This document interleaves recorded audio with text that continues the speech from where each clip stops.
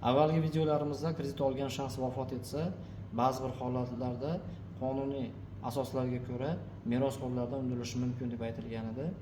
Qarzni undirishda boshqa qonuniy tartibi bor. Shu haqida tushuntirib beraman.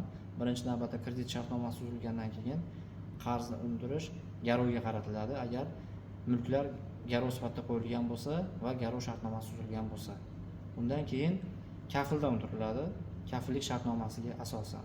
Bundan tashqari qarz sug'urtalangan bo'lsa, sug'urta kompaniyasi tomonidan ham qoplab berilishi mumkin.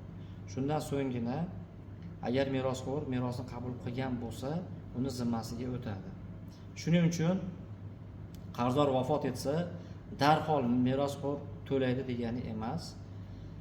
Kreditor, ya'ni bank yuqorida aytilgan barcha choralarni ko'rgandan keyingina ushbu huquqlardan foydalanishi mumkin.